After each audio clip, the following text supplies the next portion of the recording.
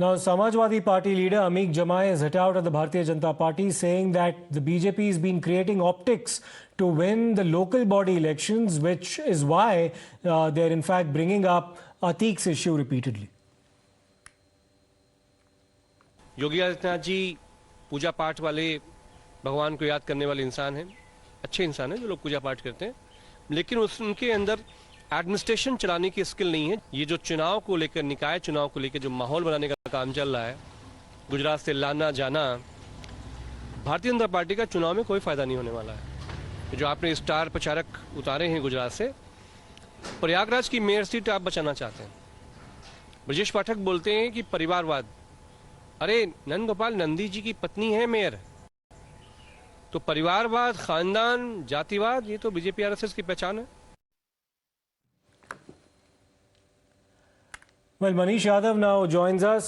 He's of course been tracking Atiq's journey back from Sabarmati prison to Prayagraj. Manish, जरा ये बताइए, आप अतीक अहमद को फॉलो भी कर रहे हैं इस मामले में, कहाँ तक पहुंची है उत्तर प्रदेश पुलिस की कॉन्वॉय अभी?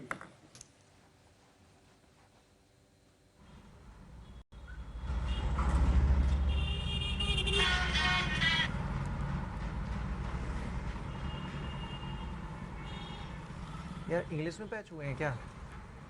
Manish coming back to you again, कहां तक पहुंची अतीक अहमद की अभी जो कॉन्वॉय है जो उसे वापस? We'll come back to Manish in just a short while. He's of course been tracking Atiq Ahmed en route, of course, his journey from Sabarmati prison where he'd been lodged to Naini jail in Prayagraj. That's almost 1,200 kilometers that he'll now have to traverse across 4 different states. He's left the state of Gujarat and managed to enter Rajasthan, and that's where the convoy has taken a brief halt. Atiq Ahmed, shortly before being taken from Sabarmati prison, did speak to the media and claimed and apprehended that there was a threat to his life. Let me in fact go back once again to Manish, who's been tracking his journey. Manish, convoy अभी कहाँ पर पहुंची है? देखिए, अभी जो अतीक अहमद को लेकर पुलिस का काफिला है वो राजस्थान पहुंचने वाला है, राजस्थान की सीमा पर पहुंचने वाला है। राजस्थान के बाद जो पड़ाव होगा वो मध्य प्रदेश होगा। हालांकि बीच में एक जगह जरूर फ्यूल बनवाने के लिए जो पुलिस का काफिला है वो रुकेगा और उसके बाद मध्य प्रदेश होते हुए उत्तर प्रदेश में दाखिल होगा। जो उत्तर प्रदेश में दाखिल होने का समय है तकरीबन सुबह 9 से लेकर 10 बजे के बीच। अतीक अहमद को लेकर पुलिस पार्टी है वो झांसी के बॉर्डर पर पहुंचेगी और वहां से फिर उसे प्रयागराज लाया जाएगा। जगह जगह सुरक्षा के चाकचौबंद इंतजाम भी किए गए हैं। जो दूसरे स्टेट की सरकारें हैं जिसमें राजस्थान और मध्य प्रदेश है, उनसे बातचीत करके एक पायलट गाड़ी की व्यवस्था कराई गई ताकि कहीं कोई सुरक्षा को लेकर कोई अड़चन ना आए। और साथ ही उत्तर प्रदेश में जगह जगह थानों को अलर्ट किया गया है कि जैसे पिछली दफा अतीक अहमद को पुलिस पार्टी लेकर आई थी, इस बार भी थानों की पुलिस उसे एस्कॉर्ट करे।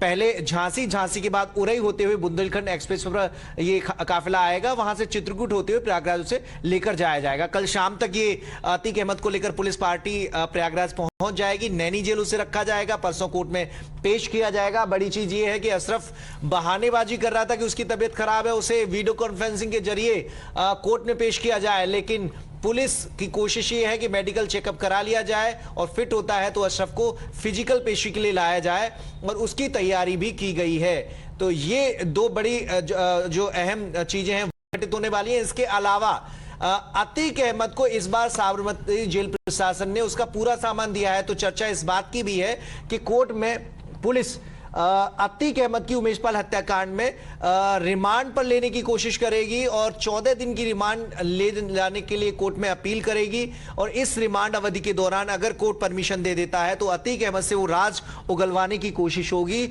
उमेशपाल हत्याकांड को कैसे अंजाम दिया गया, उमेशपाल हत्याकांड में जो अतीक ने अशरफ के साथ मिलकर साजिश बनाई थी उसमें किस किस को क्या क्या भूमिका दी थी, अब असद कहां है, अब शाइस्ता परवीन का ठिकाना क्या है, जो अतीक अहमद के बाकी गुर्गे हैं जिसमें गुलाम और गुड्डू शामिल हैं उनकी लोकेशन क्या है, तो ये पड़ताल करने की कोशिश, इन सवालों के जवाब निकालने की कोशिश यूपी एसटीएफ और यूपी पुलिस। मनीष जुड़े रहिए हमारे साथ। We have mister Dinesh Sharma as well, the former deputy chief minister of Uttar Pradesh. बहुत बहुत शुक्रिया हमसे बात करने के लिए। सर, जब अतीक अहमद को लाया जा रहा था, जब वो साबरमती जेल से निकले, तब उन्होंने को एक बाइट दी ये कहकर कि वो अपनी जान, उनकी जान में के लिए खतरा है, शायद कुछ भी हो सकता है, वो सारा जो जर्नी उठा रहे हैं वो प्रयागराज आने के लिए, इसके बारे में आप क्या कहेंगे? नहीं, देखिए, जो न्यायालय की कार्यविधि है वो अपने अनुसार चलती, उसमें सरकार का कोई हस्तक्षेप नहीं होता। माननीय न्यायालय के जो आदेश होते हैं उसको सभी पक्षों को मानना पड़ता है।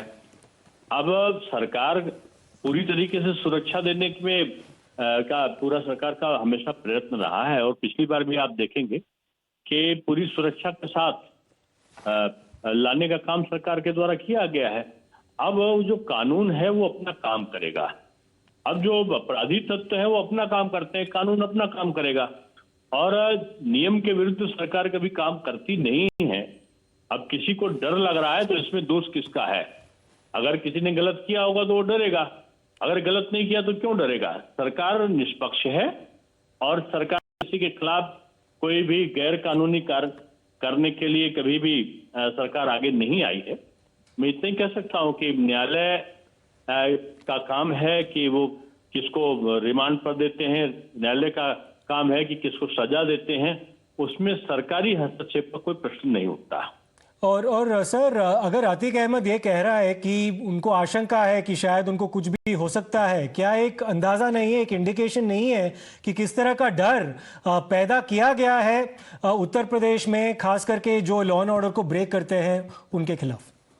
देखिए, आप भी मानते होंगे, मीडिया भी मानती होगी कि लाइन ऑर्डर को ब्रेक करने वाले या अपराध करने वालों को प्रसन्नता नहीं, भय ही होना चाहिए। अभी अलग बात है, जो पिछली शासन तंत्र शासन सत्ता थी उसमें अपराधी प्रसन्न था और जो जनता थी वो भय युक्त थी। अब आज अपराधी भय युक्त है और जनता भय मुक्त है, और यही शायद शासन प्रशासन का काम भी है, लोकतांत्रिक परंपराओं का निर्वहन करते हुए अपराधियों में डर पैदा हो।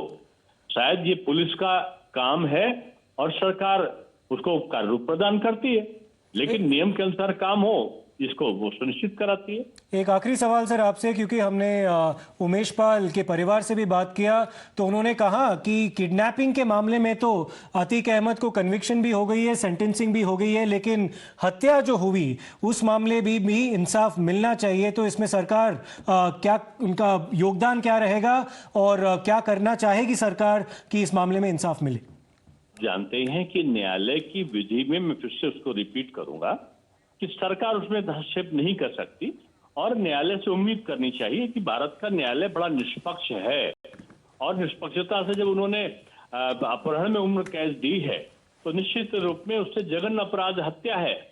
प्रतीक्षा करनी चाहिए और न्यायालय पर विश्वास करना चाहिए, सरकार पर विश्वास करना चाहिए। किसी भी पीड़ित पक्ष के साथ अन्याय नहीं होगा, ये हमेशा न्यायालय सुनिश्चित करता है। और अब उत्तर प्रदेश की एक जवाबदेही सरकार है 2017 से उत्तर प्रदेश में, और वो भी यही सुनिश्चित करती है कि पीड़ित को न्याय मिले। बहुत बहुत शुक्रिया मिस्टर दिनेश शर्मा हमसे बात करने के लिए। Let me go back once again to Manish. Manish, अभी तक जो ये काफिला है उत्तर प्रदेश पुलिस का जो अतीक को लेके जा रही है साबरमती जेल से प्रयागराज तक, वो अभी तक रुकी नहीं है। आप कह रहे हैं कि शायद राजस्थान में एक स्टॉप ओवर होगा रिफ्यूलिंग के लिए। देखिए, चूंकि रास्ता बहुत लंबा है, 1300 किलोमीटर का सफर है। पिछली दफा जब अतीक अहमद को टीम लेकर पहुंची थी तो लगभग 24 घंटे लगे थे। और एक हादसा भी मध्य प्रदेश में पेश आया था जिसमें अतीक अहमद की वैन से एक आवारा पशु टकरा गया था। तो ऐसे में कोई लापरवाही ना हो, ड्राइवर चूंकि अंडर रेस्ट होते हैं, लंबा सफर है तो स्टॉप लेना बहुत जरूरी होता है। पिछली दफा झांसी में 2 घंटे का रेस्ट ड्राइवर को दिलाया गया था, जिसके बाद ये काफिला आगे बढ़ा था। इस बार कोशिश की जा रही है कि राजस्थान में बीच में कहीं रुककर जो खाना पीना है वो निपटाया जाए और उसके बाद काफिले को आगे बढ़ाया जाए। उस वक्त तक जो चालक हैं गाड़ियों के, जिसमें 2 कैदी रक्षक वाहन है और दूसरा जो पुलिस की पार्टी के वाहन है जिनमें पुलिसकर्मी सवार हैं, उन सभी वाहनों को रोका जाए, 2 घंटे के लिए आराम दिलवा जाए और उसके बाद जो है उस काफिले को दोबारा फिर स्टार्ट करके यहां तक प्रयागराज लाने के सफर को तय किया जाए। तो ये पुलिस की प्लानिंग बनाई गई है। रूट वही रखा गया है जो पहले रूट था। सुरक्षा के पर्याप्त इंतजाम है। इस बार भी बायोमेट्रिक सिस्टम उसकी अतीक की वैन में रखा गया है। तो ये इंतजाम है। अब जो अगली चीज है, जब अतीक अहमद को प्रयागराज लेकर पुलिस टीम पहुंचेगी तो एक एक करके कई सारे मुकदमे हैं अतीक अहमद के खिलाफ। तो कोशिश की जा रही है कि अतीक अहमद को कोर्ट की परमिशन से यूपी की किसी जेल में रखा जाए, ताकि बार बार उसे साबरमती से प्रयागराज लाने की जरूरत ना पड़े। कई मामलों में बिल्कुल, पुलिस को बहुत बहुत शुक्रिया पूछताछ हमसे की बात जरूरत करने के है। लिए। इस बारे में मनीष आते रहेंगे आपके पास और